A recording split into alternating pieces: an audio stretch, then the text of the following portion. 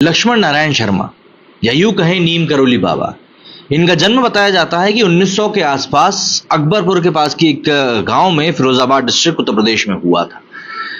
इनका जन्म एक काफी अच्छे ब्राह्मण परिवार में हुआ था, लेकिन कई लोगों को नहीं पता कि आखिर इनका नाम नीम करोली कैसे पड़ा। तो वही एक ट्रेन वाला किस्सा है कि एक ट्रेन से सफर कर रहे थे फर्स्ट क्लास में बिना टिकट के, इनको ट्रेन से उतार दिया गया। जब इनको ट्रेन से उतारा गया नीम करोली स्टेशन के ऊपर, तो जहां पे इनको उतारा गया उससे कुछ ही दूर जाकर ये बिल्कुल जाकर बैठ गए। उसके बाद अफसरों ने ट्रेन को आगे बढ़ाने की कोशिश करी, ट्रेन आगे बढ़ी नहीं। और जब वहां के लोकल मजिस्ट्रेट से इस बारे में बात करी गई, तब उन्होंने पूरी बात बताई नीम करोली बाबा के बारे में, और फिर उनको ससम्मान ट्रेन में वापस बिठाया गया और उसके बाद ट्रेन आगे बढ़ पाई।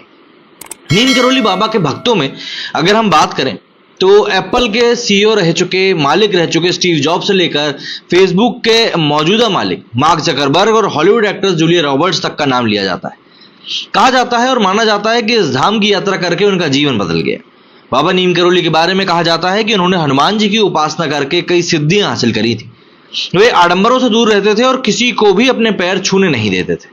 आज भी लोग उन्हें भगवान हनुमान का अवतार मानते हैं और कहा जाता है कि नीम करोली बाबा चमत्कारिक सिद्धियों के जरिए लोगों की परेशानियों का निवारण कर देते थे। 20वीं सदी के महान संतों में नीम करोली बाबा का नाम शामिल है।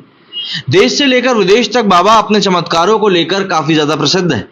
बाबा खुद को बजरंगबली का भक्त मानते थे, लेकिन बाबा के भक्त और अनुयायी उन्हें बजरंगबली का अवतार मानते। बाबा के चमत्कारों से जुड़े कई सारे रहस्य हैं। नीम करोली बाबा सुखी जीवन जीने और धनवान बनने के लिए कुछ महत्वपूर्ण सिद्धांतों के बारे में भी बात करते थे, जिनका अनुसरण करके आप भी अपने आर्थिक तंगी से मुक्ति पा सकते हैं और धनवान बन सकते हैं। नीम करोली बाबा कहते थे कि हर एक इंसान की कहीं ना कहीं इच्छा अपनी जिंदगी में सफलता हासिल करना और धनवान बनना रहता ही, जिसे हर कोई प्राप्त करना भी चाहता है। लेकिन धनवान बनने के लिए कुछ सिद्धांत होते हैं जिनके बारे में नीम करोली बाबा बताते हैं। तो चलिए इन्हीं के बारे में जरा विस्तार से जान लेते हैं कि आखिर ऐसे कौन से सिद्धांत हैं जो नीम करोली बाबा बताया करते थे। सबसे पहले तो है धन की उपयोगिता।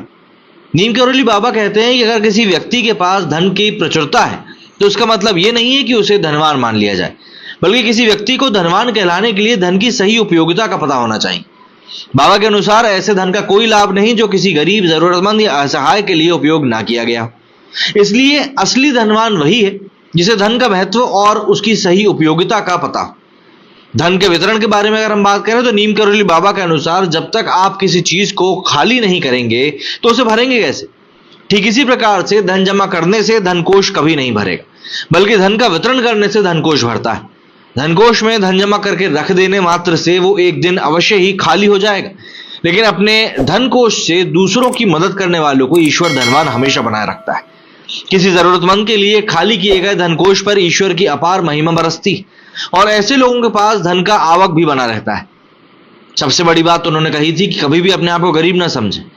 दरअसल नीम करोली बाबा कहते हैं कि धनवान वही है जो खुद को कभी गरीब नहीं समझता। असली धनवान वही है जो चरित्र, व्यवहार और भगवान की आस्था के कोष से भरा हुआ है। ये तीनों कोष ही सही मायने में आपकी जमा पूंजी। ये ऐसा कीमती रत्न है जो नजर तो नहीं आएगा, लेकिन हमेशा भरा रहता है। कागज की गड्डियां और धातु के आभूषणों का भी एक न एक दिन मनुष्य की देह की तरह नाश हो ही जाता है। इसलिए असली धनवान वही है जो कर्म, भाव, कल्याण और भक्ति से भरा हुआ। अगर आप में ऐसे गुण हैं तो स्वयं को कभी भी गरीब न समझें। ऐसे लोग ही सही मायने में धनवान होते हैं।